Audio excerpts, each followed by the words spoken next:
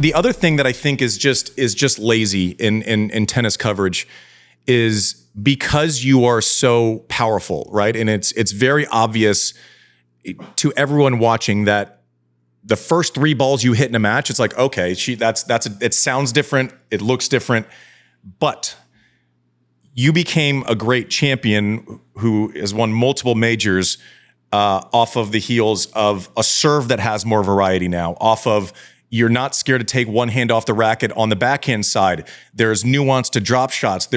So you have this base set, which has always been very obvious to all of us, but talk about the work that goes in perfecting the parts of the game that are not just a natural gift to you. Well, it's been a long process on improving my my God, I cannot say that word. I don't know. Variety. Yeah. Is it right? Nailed it. Yes. That's a win.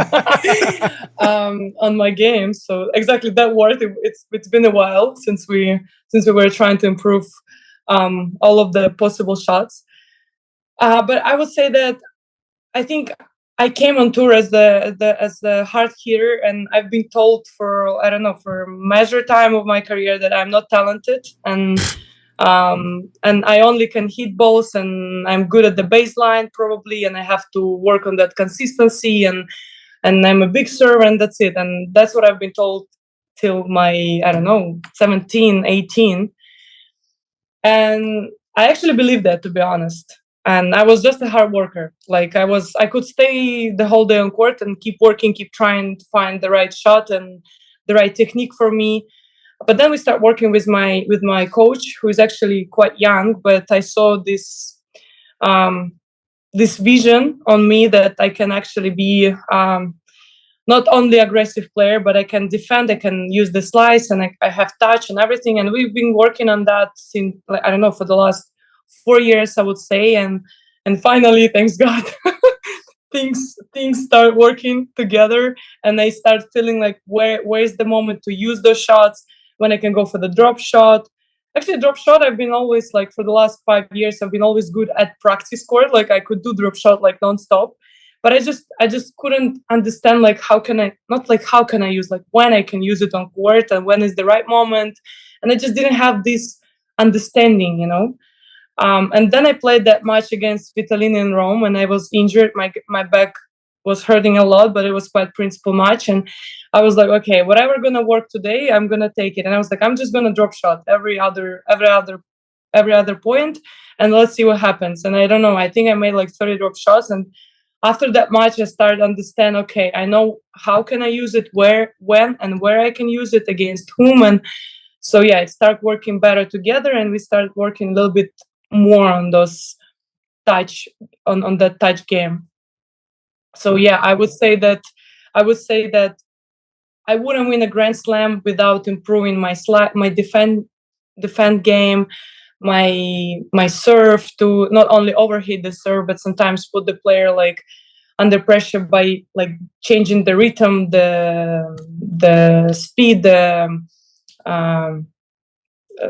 kick serve, slice serve, like just mix it up a little bit. And I think that's what helped me to win all those measures tournament, because having this variety, it's putting, you see, I said it right. So proud of myself.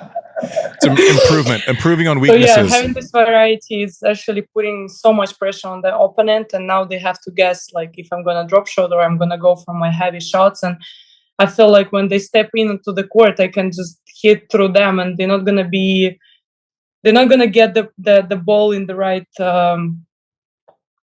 point, Yeah, and the thing that most casual tennis viewers don't understand is that if you hit a couple of drop shots early, right, but you also have the power set to go through someone, you might lose the point on the drop shot that you hit, but then all of a sudden your opponent has to check step forward, half a step or a full step, and then all of a sudden she's gained ground 3 or 4 points later because she's actually just shown that she is capable of hitting the drop shot. And I'm glad you mentioned your fitness as well, because your movement in and out of the corners, right? If all of a sudden Aryna Sabalenka can walk up, and we know that she can walk up and punch someone in the mouth, figuratively on the court.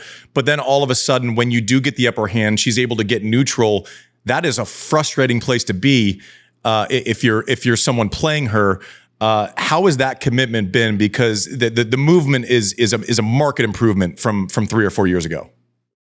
Yeah, I agree with you. And we are working with Jason for 5-6 years. And I would say that the first years we were just trying to figure out what's going to work better for me. We were trying to work with the weight, but my genetics is so good, thanks my parents, because I gain weight so quickly. And, the first year we worked with Jason, I probably gained 5 kilos. For 2 weeks, we were doing some weights and not heaviest weight. And after 2 weeks, I was plus 5 kilos.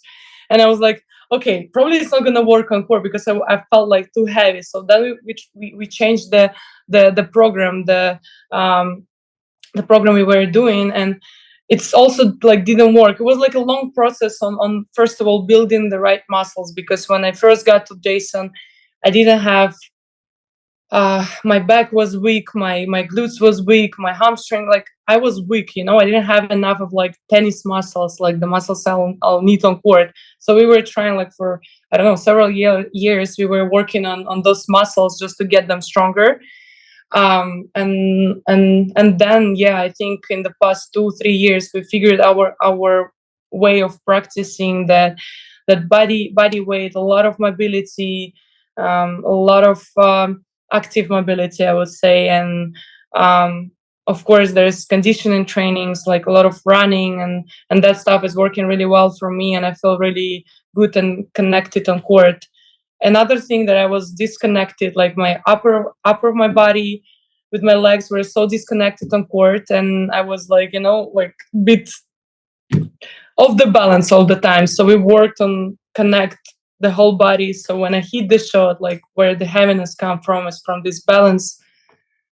I love these descriptions, because when you hear tennis commentary and you hear kind of, I think, lazy questions, it's oh, your movement's improved. That's great, but it's I don't think people understand that it's a conscious commitment to years of your life, and then all of a sudden you happen to be watching a match and she's moving well, and it's not as simple as oh, that's great. It's a grind process. You're trying to trim margins by 1 or 2% that lead to maybe you stealing a point at 4-all in a U.S. Open final or something, and that's the payoff, right? It's a lot of work for those small moments.